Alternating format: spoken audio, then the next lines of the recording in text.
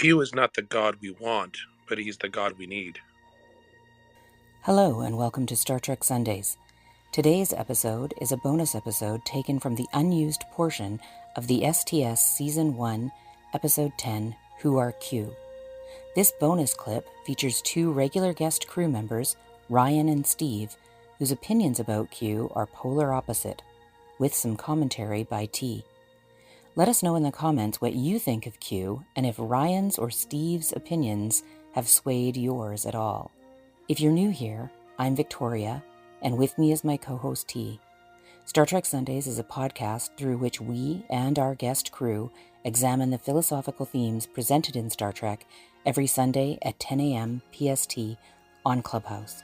For more information about Star Trek Sundays, please visit our website, StarTrekSundays.com. There you'll find links to our published podcasts, My Captain's Log and guest blogs, links to our upcoming watch lists, and our Star Trek Sundays trading post. Please note that because this is a clip from the casual part of the show, introductions are not always done. The first male speaker is Steve. Now, on to the debate. I know Steve thinks that Q is evil and Ryan does not. Did we want to go there today? Yes. I wouldn't say evil, but then again, I might interpret evil because my ethics, my understanding of ethics is that evil is just another way of saying someone's being stupid. But that's just the way I look at it. I do think Q is stupid. I do think that, so two satires come to mind from other series that I think are satires of Q at the heart of it.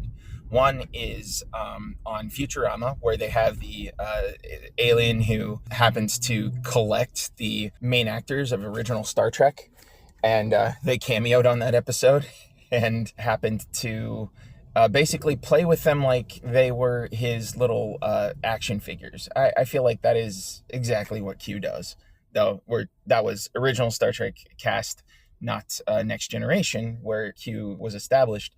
Still, I feel like that's kind of the pettiness of Q, is he may as well be a 34-year-old living in his mother's basement playing with his action figures, the way he pokes and prods around humanity and with Picard. The other satire that comes to mind is one from Black Mirror, a really, really dark, very horrific circumstance in which an individual copies the consciousnesses of his coworkers and creates these little artificial versions of them to torment and harass and torture as members of his Starfleet crew, to which he is the captain of his starship. This is very similar to what Q does. Look at pretty much every episode now, I can say, since being more exposed and educated by T and his curation. It seems that in every episode where there is a Q, he gets dressed up in a Starfleet uniform, like he wants to play Starfleet.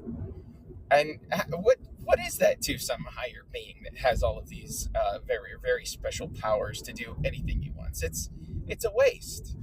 He's just a dick. Ryan, do you have a response? Yeah, so sure, Q is an impetuous child from one perspective, right? But that's all tinted through Picard's perspective, because that's the perspective we're being presented with from the show, where in reality, at any given point in time, Q could wipe out all of humanity. Like he can follow through. He's a threat in that sense, that like if one day he wakes up and he says, you know what, I have judged humanity, he can just snap his fingers and there goes Earth and every human in the universe, right? So clearly his intent is not necessarily, I'm going to destroy these people. And the challenges he presents to Picard are in response to what Q perceives as human arrogance, right? Which is literally from the beginning, from Farpoint. Picard offers platitudes instead of like actually having a conversation with Q.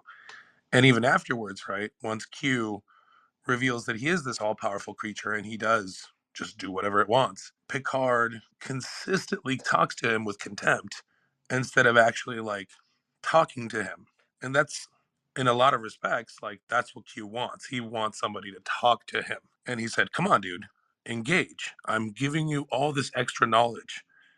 by showing you what's out there, by putting you in weird scenarios, by giving your subordinates the powers of gods and just watching them waste it away.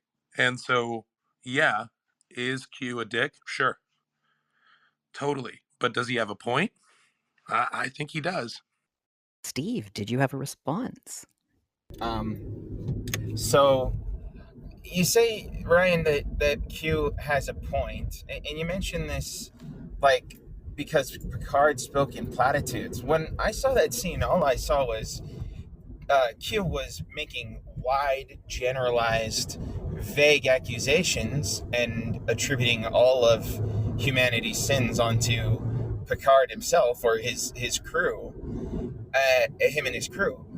And Picard just gave vague, generalized responses like, yeah, if we experience a challenge, we're going to try to meet the challenge. I don't know what you want from me, man. And that Q kind of took as a sign to be this narcissistic arrogance in response of being like, oh, you think you're so special. I didn't hear Picard say, like, we are the ultimate supreme, high end, platitudes of like we are holier than thou. He's just like, yeah, I don't know what you're asking of me. If you give me a clear situation, I'll try to meet your challenge as best I can. And if we fail, then we fucking fail trying. What more do you want? And to that effect, I do think it's like Q is essentially coming to humanity and going, I'm smarter than you. Ha ha ha ha. When in actuality, I think it's more likely the case. He's just this, like, the most low end, low IQ individual of his own species, constantly made fun of for it. And so he turns to humanity to have a better comparison and feel bigger than us and feel better than himself, or better about himself for it. I think you're right to say that Q is in these cases and in almost all cases pushing the buttons, turning the dials, and seeing what happens. He's a cat who's playing with a mouse, but he's not doing it in a way that is designed to ultimately hurt the mouse. It's more like designed to teach the mouse how to avoid cats. I think that's like the ultimate lesson that he's sort of providing, you know, the Picard and the crew with, if that makes sense. Well, and take the season or the show ender of Next Generation, All Good Things, where Picard realizes that there's more to the exploration of time itself, that you can be in three places throughout a timeline interacting at the same time, that there's a bigger bubble beyond what we understand, which was the point of that episode, right? Where he's saying, like, I'm trying to get you to open your eyes at what's the real exploration, which is multiverse, which is different timelines at the same time, which is beyond what seems capable and what seems rational. And that to me is what I look at as, yeah, he could wipe us out, but instead he chooses to bring us upwards through shenanigans, through bullshit, right? But we do the same thing to each other as humans. We invent rules to gatekeep, and then we say, okay, well, you got to get through this test to get to the next level. And so it's very much a projection of what we do already, but just projected to beyond a type whatever type 4, 5, 6 civilization, where the entire universe, upwards and downwards the scale, is their playground, where with us we're still regionally planetary. Steve, you unmuted.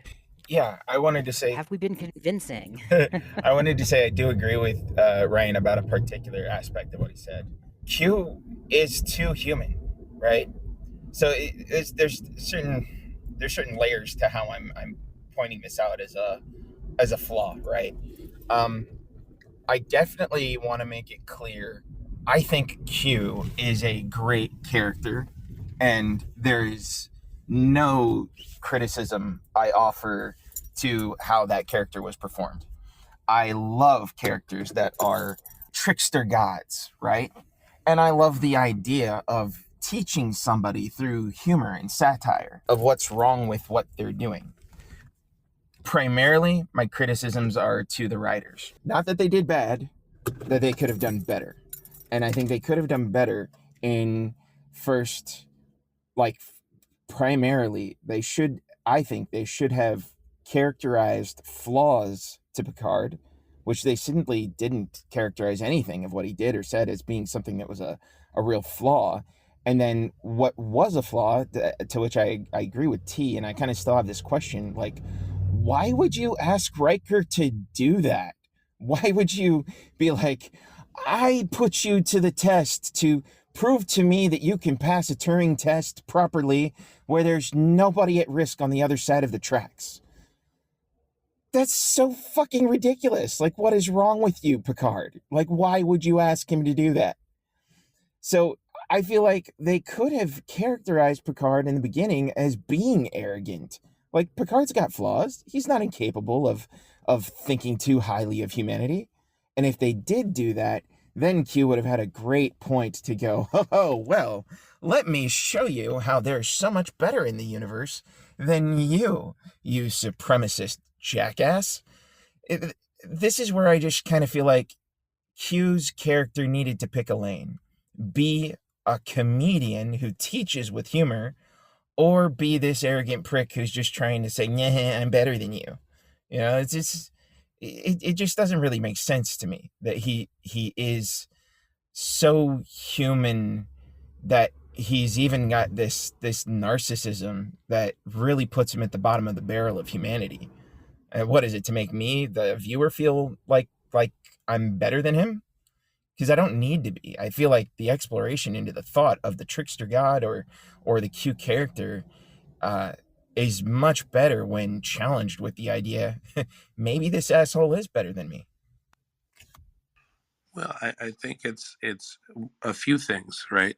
It's that, yeah, he is this omnipotent power, and with that power there comes an arrogance, right? Which is the idea of too much power leads to flaws, to increased personal flaws. And so, yeah, he is arrogant. At the same time, he can back it up in the sense that he has the power to snap his fingers and do whatever, right? But at the same time, he's trying to get to a point. And I think that there's value in that. And I'm not saying that Picard is necessarily arrogant. It's a very sort of Federation response that he gives, right? It is measured, it is well thought out. But the reality is that humans were not ready to encounter the Borg. And even if they had continued on without ever encountering the Borg in that century, when they finally did meet something like that, it would have been disastrous. So I still think that there are more signs that Q as a character did everybody else a favor. And also, the way he behaves could just be how he sees human behavior. It's weird. It's like, I'm trying to talk to these humans, so let me behave like a human. And there is the criticism of the behavior. It's important to remember that Q loves humans and he loves Picard. And so what he was doing here wasn't actually shaming him. He was showing him why he loved him. He was showing him, because you can rise above that, because you can, because you can be better than you have in the past, and you're going to show me that. And in doing so, you will show yourself how you are better. So in a lot of ways, I feel like, Q was teaching Picard a lesson about himself. Q is not the god we want, but he's the god we need. Thank you for listening. This is Star Trek Sundays on Clubhouse. Our regular show is Sunday at 10 a.m. PST. To be notified of future shows, please join the club on Clubhouse and our mailing list at StarTrekSundays.com. Today, we shared a bonus clip regarding Q from Season 1, Episode 10, Who Are Q? Next week, we'll be posting Part 2 from Racism to Transhumanism, Season 2, Episode 1. And we hope you have a great day.